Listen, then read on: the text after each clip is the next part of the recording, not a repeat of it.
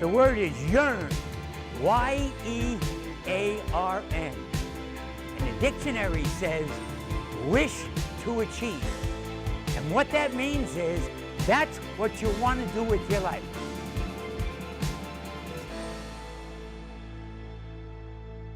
He was born and raised in Rutherford, New Jersey, in the shadows of where Giant Stadium now stands. He was a young boy with a dream, not much different than what most boys dream of. It's a very contagious disease, you know. I mean, all my life, I mean, to look at those blue uniforms with the white stripes here, with the white numbers, and the Bulldogs, that's what I wanted to be. His house was located across the street from the high school fields, a place where he spent most of his days playing rather than doing chores or studying. His obsession was sports, and he desperately wanted to be part of the big team. As a kid, I went to every baseball practice and every football practice, and I was actually in the huddle with the high school guys listening, and, you know, get that kid the hell out of here, you know. He became a legendary player at Rutherford High School. People still speak of the Thanksgiving Day game in 1947 when he went right from his hospital bed to the playing field and led the Bulldogs to a victory over arch-rival Passaic. His dream of playing was much bigger than his God-given ability, but undeterred, he continued to chase his dream. His passion for playing took him to Utah State, to the Philadelphia Eagles, the New York Giants, and the Ottawa Rough Riders, until his broken body could no longer keep chasing, and he made the natural progression into coaching. His first head coaching job was at Little Susquehanna University in small-town Pennsylvania. And I met Coach Lombardi at the coaches convention when I was coaching at Susquehanna. He says, I hear you're a college coach. I said, yes, Coach, I am. He says, let me tell you something. You're the boss. You do what you feel is best for the team. You're the one that they're going to look up to and play for. He took over a team that had only won a third of their games over the previous 20 seasons. He didn't see the school for what it was. He saw the school for what it could be. Over the next 5 seasons, led by Coach Garrett, Little Susquehanna compiled a 39-4 record and knocked off much bigger schools, such as Division I Temple. One of my players, Dr. Richie Caruso, dedicated a building in Susquehanna in my name. And so when I went up there for the dedication, I said, take my name down and put a plaque inside of every guy that ever played. I said, the reason why you did this building is because we won and they played the game. I didn't play the game. After leaving Susquehanna, he became an NFL scout before landing as the defensive coordinator for the New York Giants, where he installed the highly controversial yet innovative Rover defense, which was designed to maximize the abilities of his players. And the defense allowed a paltry 17 points per game. Coach Garrett was a rarity in the NFL because of his ability to coach all 3 phases. He was a defensive coordinator, a special teams coordinator, and coached 7 seasons on the offensive side of the ball. The Dallas Cowboys Legend Show, presented by Senior Care Centers, is brought to you by Texas Lottery. Play the Dallas Cowboys Scratch-Off today for a chance to win big. Benchy, the official ATV and UTV of the Dallas Cowboys. AT&T, mobilizing your world. And by Senior Care Centers, providing transitional care between hospital and home.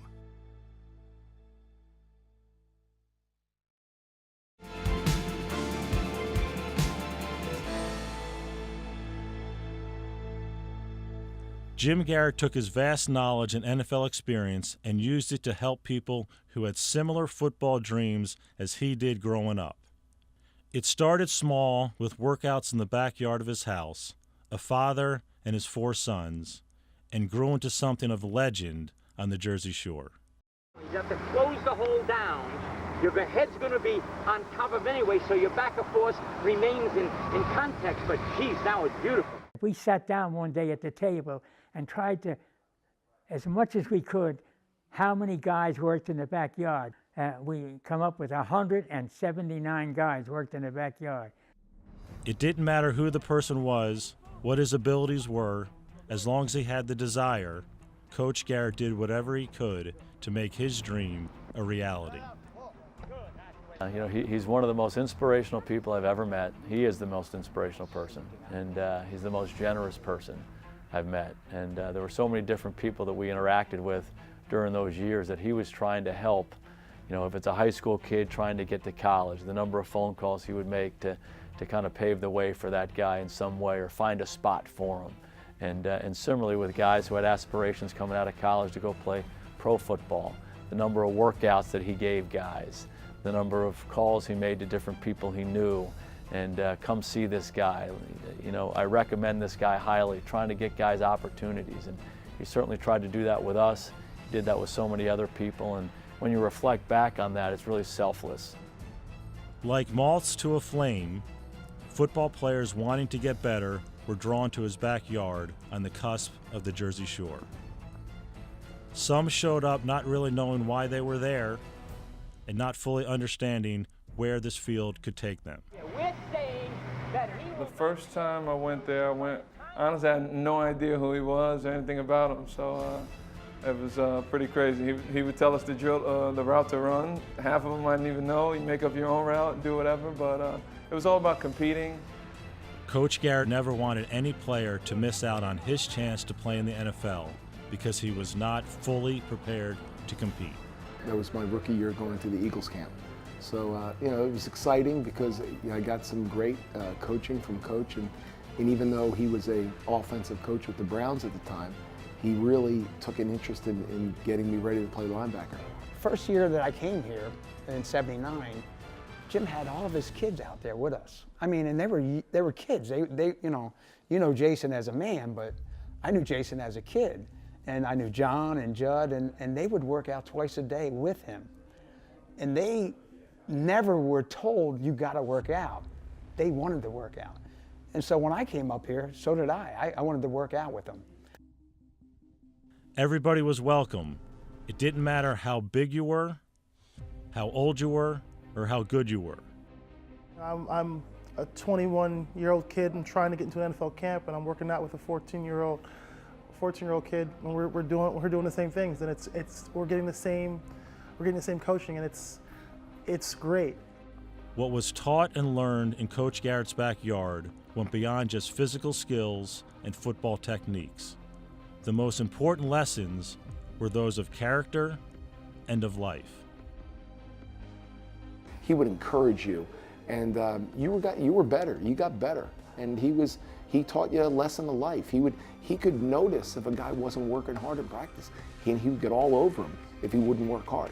Most players who came to his backyard instinctively knew the unique opportunity they were being given. Me and Harry we're getting ready for pro camp, so it was just this is the best guy. He's the best guy. His background. He's professional coach. A person with his vast experience and his knowledge of the game, you have to listen to him. So I just hinged on every word he told me. He was the champion of the underdog. He believed in people who didn't even believe in themselves. He made you feel special. And I was 165 pounds, 5'7", so it wasn't like I should have been a running back in the NFL. But he made me feel like I could be a running back in the NFL. And working with him here and out in Cleveland, it was one of those things that I said, you know what, I can be a running back in the NFL. He saw things in players that no one else saw. He told me to run a route. You're the slot receiver, you work your man outside and you beat him across his face. That's how he explained the route to me.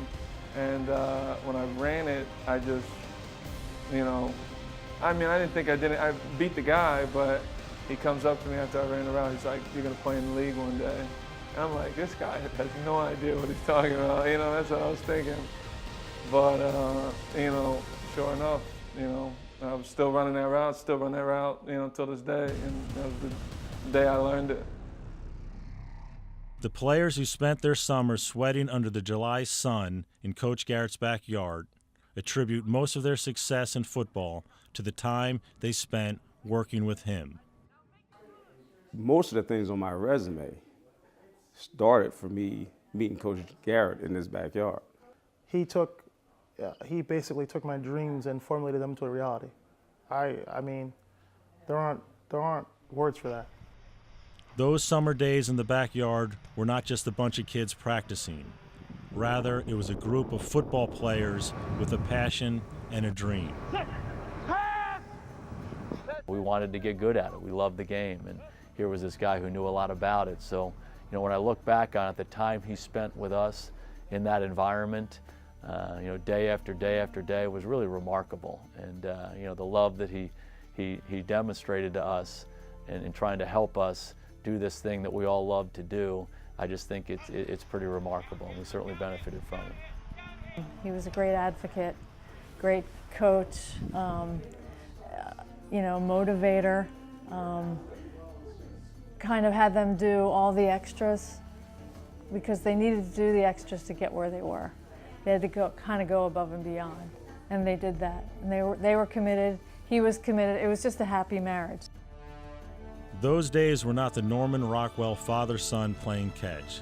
They were hard and competitive, designed to bring out the best in each other. We practice hard. All these guys are in here will tell you that. We practice hard.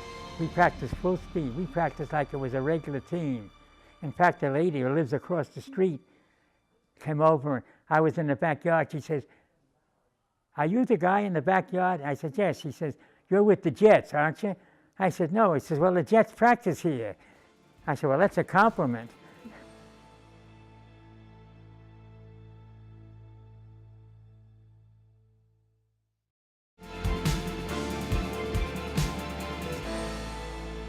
Jim Garrett's passion and desire to find the rare gem made for a logical transition from coaching to scouting, and in 1988, he was hired as a scout for the Cowboys by Tom Landry. If you're going to really grind on those two guys, you have to say that the one guy can run in the league and the other guy can't. His ability to recognize the hidden potential in young players has helped the Cowboys find some of their brightest stars. Number one, without a question, he's a better runner. There's a lot of guys that I scouted, just like Tony Romo at Eastern Illinois. His college coach, Coach Suppo, said, "Don't take his enthusiasm away from him. This guy wants to win. He wants to stick the ball in there. He's a great athlete. He's a scratch golfer. He's a basketball player. Don't take that away from him. He wants to win. If there's two guys converging, he wants to stick the ball in between them. Don't take that competitiveness away from him." Coach Garrett was never afraid to recommend players he believed in, even when it came to putting himself and his job on the line to recommend someone close to him. Like the day he asked Cowboys offensive coordinator Norv Turner to work out his son at quarterback. He says, "Norv, I hate to do this to you, but could you ever look at Jason?" That unwavering belief he had in others did more than simply create football opportunities for these players. It had a profound impact on their lives. I was fledgling, meaning I was struggling to make it. And, he was a scout at the time, and he said, "I just want to show that tape to Norv." And to me, that was big. He believed enough in me to do that, to put himself out there and say, "I think you can do this at this level."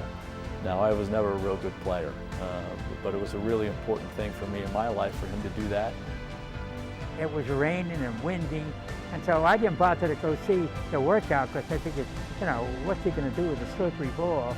And I didn't go Monday, so Tuesday, Norv said to me, "Aren't you interested?" I said, "Sure," but today he said, "Don't worry, we're going to sign him." Thanksgiving Day 1994, in front of a national audience, he saw all his effort come to fruition when his son Jason led the Dallas Cowboys over the Green Bay Packers and was named NFC Offensive Player of the Week. Garrett, play fake, up to throw, deep to the middle. Urban caught it at the 5, in for the touchdown. One of the best things ever happened to me was Friday morning after Jason's great Thanksgiving Day game. The phone rang and I picked up, "Hello," and Barry said, "This is not a head coach calling a scout. This is one dad to another. Your kid did great," and hung up. Best thing I've ever had anybody say to me. It's impactful. it makes me emotional to this day when he tells me about that story.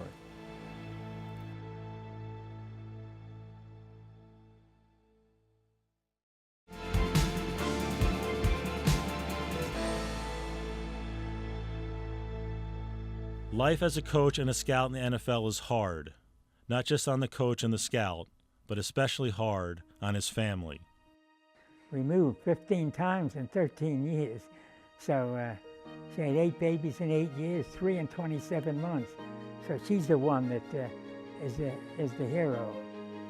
The football life is not for the faint of heart. It requires strength, it requires resiliency, it requires a pillar to keep the house strong and stable. Usually that strength comes from the person in the family who has the least amount of affinity for the game.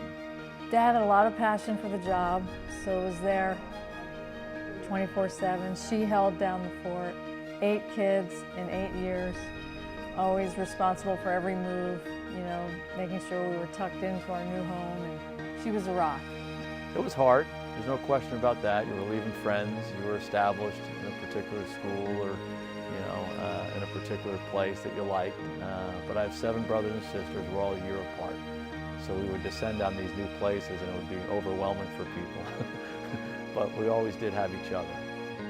The football legacy of Jim Garrett is not simply felt by the numerous players he's coached and scouted over his 6 decades in football, but continues to be felt through his sons, 3 of whom played and coached in the NFL.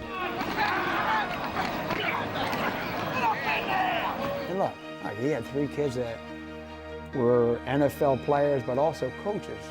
And, you know, that just doesn't happen. Look, Clay Matthews' family, I played with Clay in Cleveland, but, you know, his dad, Clay Matthews, him, his son, his brother, like, those things don't happen that often, but when they do, it's pretty special. My sisters and I followed them from middle school football through high school, went to all the Princeton games. So just really exciting to see them finally end up, you know, in the NFL. That was their aim. They worked hard, you know, so was blessed to be part of the ride. The most notable of his 3 sons, Jason Garrett, seemed predestined for the job he now holds. Tremendous respect, appreciation for the history and tradition that goes with this organization. I'm very honored to have the trust of the Jones family, to be the head coach of the Dallas Cowboys, but I also understand it's time to get to work. I think Jason was always a head coach. I think if Jason wanted to be mayor of Dallas, he could be mayor. Jason's he's a guy you can't not like him or admire him. You know, Tom Landry said, knowledge is confidence. The more you know about something, the more confident you're going to be. And I believe that Jason bought into that. That, you know what, I'm going to know what I need to do, and I'm going to be confident what I need to do. I'm going to treat others with respect. I'm going to lead and let the chips fall where they may. And I feel like he always had the confidence that he could do well. And I think that's, you know, it's being proven true. I watched your demeanor. It was locked in. It was locked in. They had success, we kept coming. We had success, we kept coming. That's what it takes in this league. Through all the success he has had as a player and a coach in the National Football League, Jason Garrett has never forgotten the biggest influence in his career, in his life. His impact on me as a coach is really, really significant. And there are a number of things that I say every day, whether it's in a staff meeting, in a team meeting, out on the practice field, that if you ask me to trace it back, it's almost identical to something my dad had said. And how I think about football and how I think about team, it really all can be traced back to him. The only way I know how to do this is to speak from the heart. I'm just proud to be a part of it. Yes, sir. I'm just proud to be a part of it. The most important thing that Jason Garrett received from his father is the one thing that he tries to instill into his players. The greatest gift that you can give someone is to believe in someone more than they believe in themselves and instill that belief in them. And I think about that every day in the job that I do. And I was fortunate that he did that with me at so many different times in my life and with so many other people. And it's a rare thing, and it's a gift that keeps on giving. And it goes directly back to him, and it's something that I am forever grateful for. When asked what he wanted his football legacy to be, Jim Garrett humbly replied, Without any bit of hesitation, I would always want people to say, when I was with him and we worked together, he was fair.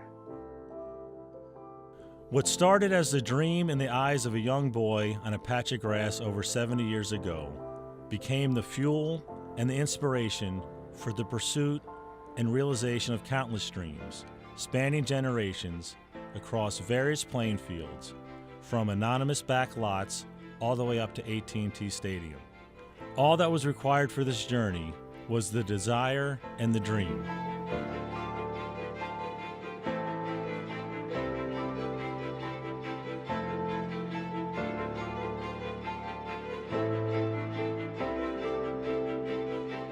The Dallas Cowboys Legend Show, presented by Senior Care Centers, was brought to you by Texas Lottery. Play the Dallas Cowboys Scratch-Off today for a chance to win big. Smith Limousine, preferred transportation provider to the Dallas Cowboys cheerleaders. And by Senior Care Centers, providing transitional care between hospital and home.